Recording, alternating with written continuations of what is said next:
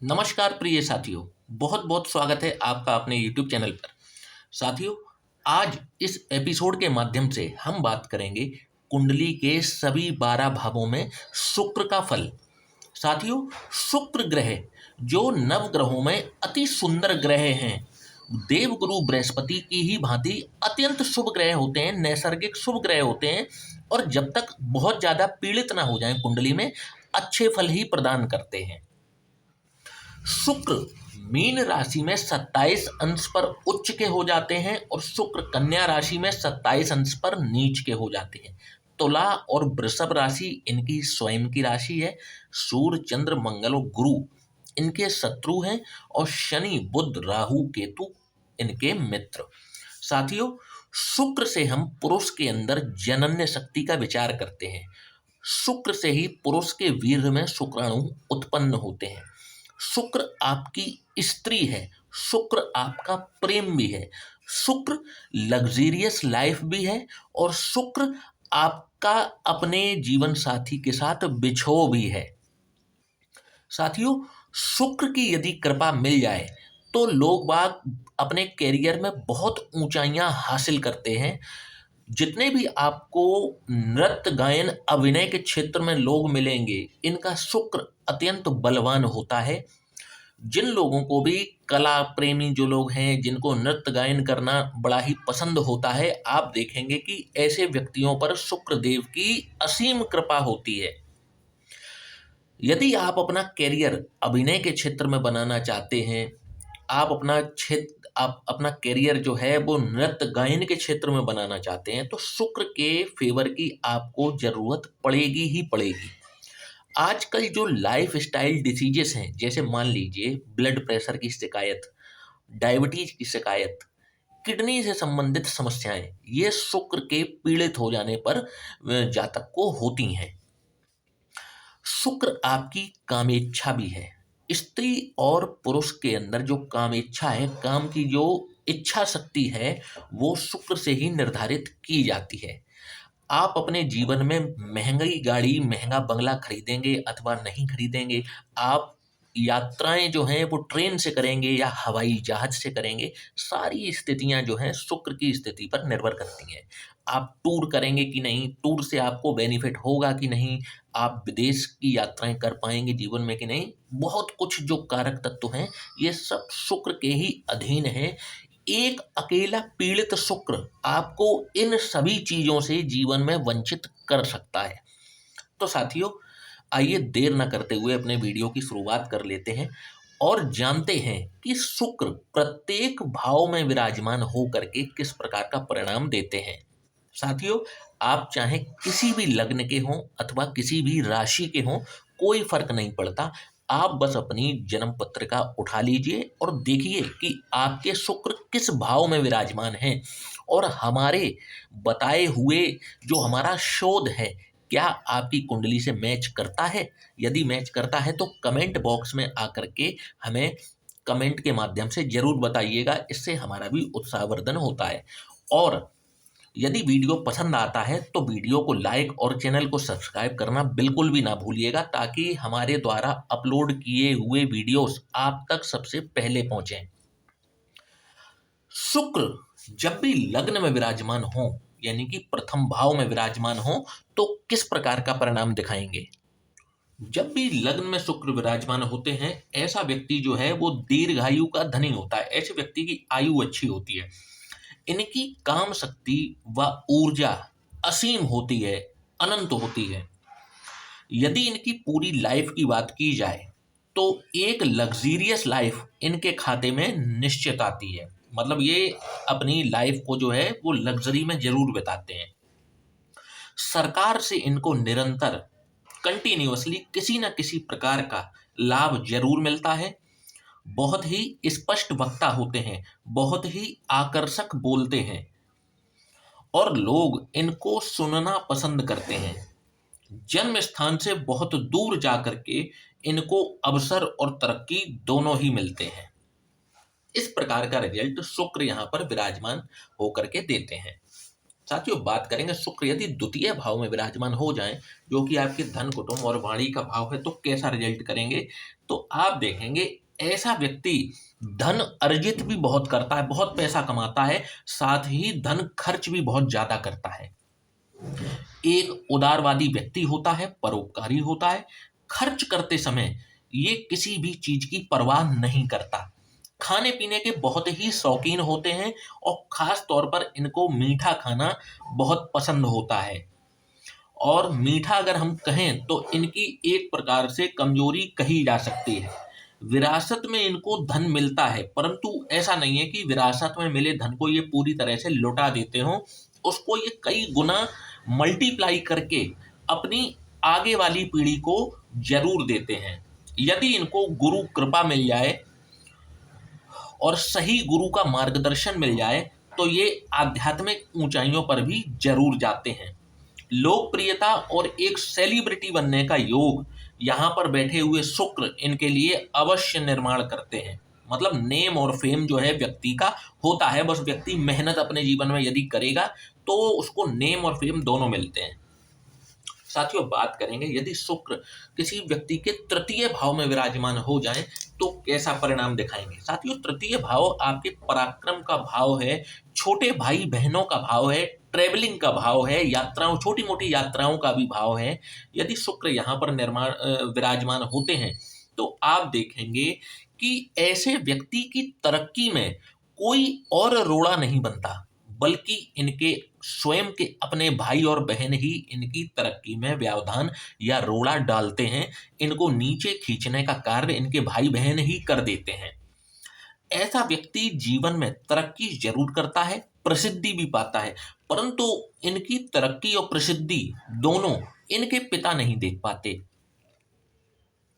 इनके अंदर एक बहुत ही खूबसूरती होती है कि ये अपने विचारों में संतुलन रखते हैं, अपनी इमोशंस में संतुलन रखते हैं, सुख और दुख दोनों में ही समान बने रहते हैं।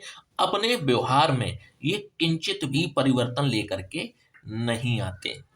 साथियों बात करेंगे यदि शुक्र चौथे भाव में विराजमान हो जाए तो कैसा रिजल्ट दिखाएंगे। तो साथियों आप देखेंगे कि चौथे भाव में विराजमान शुक्र व्यक्ति को राजयोग देता है जीवन में। इनके अंदर एक गजब की क्षमता होती है और वो क्षमता क्या है, अपने शत्रुओं को तुरंत क्षमा कर देने वाली क्षमता।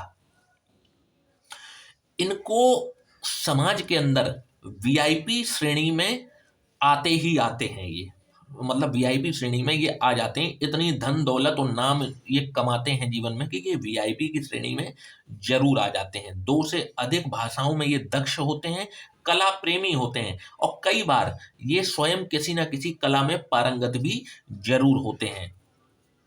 साथियों बात करेंगे कि शुक्र यदि पंचम भाव में विराजमान हो जाए, जो कि आपके संतान का भाव है, आपकी विद्या का भाव है, तो कैसा रिजल्ट दिखाएंगे। आप देखेंगे यदि ऐसा व्यक्ति चुनावी राजनीति में उतर जाए तो इसमें उसको यदि भेजा जाए तो ये सफलता जरूर प्राप्त करते हैं। हालांकि इन पर समय समय पर झूठे आरोप लगते हैं, खर्चीले भी ये बहुत ज्यादा होते हैं। अपने बच्चों के लिए ये गुणों के साथ साथ धन की बहुत बड़ी विरासत छोड़ करके जाते हैं। पंचम भाव का जो शुक्र है व्यक्ति को बहुत ही चरित्रवान बनाता है। साथियों बात करेंगे यदि शुक्र छठवें भाव में विराजमान हो जाए तो कैसा रिजल्ट दिखाएंगे। छठवां भाव रोग, रिपु और ऋण का भाव है। जब भी शुक्र यहाँ पर विराजमान हो जाए तो ऐसा व्यक्ति यदि ठीक से कुंडली मिलान करके विवाह नहीं करता है तो इनका दाम्पत्य जीवन जो है संकटपूर्ण होना निश्चित है। इनके बेहद खास मित्र इनको धोखा अवश्य देते हैं। सार्वजनिक रूप से इनको कभी ना कभी अपमान का सामना भी करना पड़ता है और गुप्त रोग भी इनको सामना करना पड़ता है। साथियों बात करेंगे यदि शुक्र सप्तम भाव में विराजमान हो, जो कि आपके रिलेशनशिप का भाव है, आपकी पार्टनरशिप का भाव है, आपके जीवन साथी का भाव है। जब भी शुक्र यहाँ पर विराजमान होते हैं तो ऐसे व्यक्ति को दाम्पत्य सुख तो अवश्य मिलता है। इनका जो जीवन साथी होता है इनकी पसंद का होता है, इनकी केयर करता है, इनका सम्मान करता है। परंतु 40 वर्ष की आयु के पश्चात इन दोनों ही पति और पत्नी को किसी न किसी प्रकार की ब्लड प्रेशर से संबंधित या शुगर से संबंधित समस्या जरूर आती है। यदि ये नौकरी में है तो इनकी अपने बॉस के साथ में कभी भी नहीं बनती। ये अपना दाम्पत्य जीवन तो बचा ले जाते हैं, परंतु इनके ससुराल से इनके स्वयं के संबंध जो हैं वो खटाई में पड़ जाते हैं। साथियों, बात करेंगे शुक्र यदि अष्टम भाव में विराजमान हो तो कैसा रिजल्ट दिखाएंगे। तो ऐसा व्यक्ति को विदेश ले जाकर वहां सेटल कराने की ताकत ये रखते हैं शुक्र जब भी अष्टम भाव में विराजमान हो। हालांकि विदेश में सेटल होना ये अन्य ग्रहों पर भी निर्भर करता है, परंतु अष्टम भाव का जो शुक्र है वो काफी हद तक सपोर्ट करता है व्यक्ति को एनआरआई बनाने में। इसके बाद में यदि बात की जाए तो लग्जीरियस लाइफ इनके खाते में शुक्र इनको जरूर देते हैं। अकूत संपत्ति भी ये अर्जित करते हैं और कई बार तो इनको नॉन रेजिडेंशियल इंडियन यानी कि एनआरआई होते हुए भी देखा जाता है। मतलब पैदा हुए अपने देश में और जाकर के बस गए विदेश में। इस प्रकार का इनका कुछ जीवन शैली होती है। पहले ये नौकरी करते हैं, बाद में ये नौकरी त्याग पत्र दे करके व्यापार में अपनी किस्मत जरूर आजमाते हैं और इनको सफलता भी मिलती है। इनकी अप्रोच जो है बहुत ही प्रैक्टिकल होती है। ये कभी भी डिसीजन लेने के लिए दिल का नहीं बल्कि दिमाग का इस्तेमाल करते हैं। इनकी एजुकेशन की बात करें तो टेक्निकल फील्ड में होती है। अपनी पहली गाड़ी और पहला घर ये बहुत ही कम उम्र में स्वयं अर्जित कर लेते हैं। साथियों, बात करेंगे शुक्र यदि नवम भाव जो कि आपके भाग्य का भाव है यदि यहाँ पर विराजमान हो तो कैसा रिजल्ट दिखाएंगे। तो ऐसा व्यक्ति जिसके नवम भाव में शुक्र हैं आस्तिक भी होता है, धार्मिक भी होता है और धर्म में इनको बहुत ज्यादा रुचि भी होती है।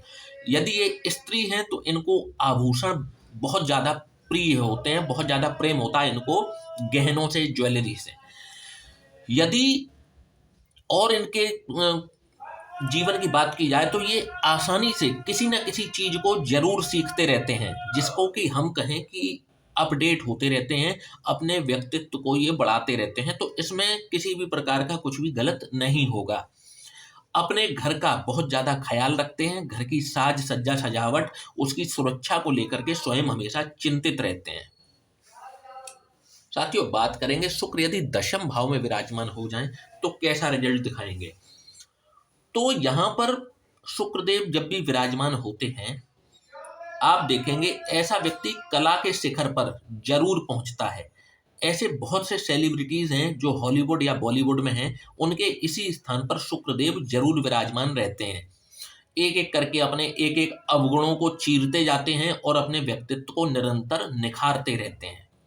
और यहाँ पर भी नेम, फेम और सेलिब्रिटी बनने का योग निश्चित तौर पर शुक्रदेव निर्माण करते हैं। एक राजयोग कारक स्थिति होती है जब भी दशम भाव में शुक्र विराजमान हो। इसके बाद हम बात करेंगे यदि शुक्र एकादश भाव में विराजमान हो तो कैसा रिजल्ट दिखाएंगे।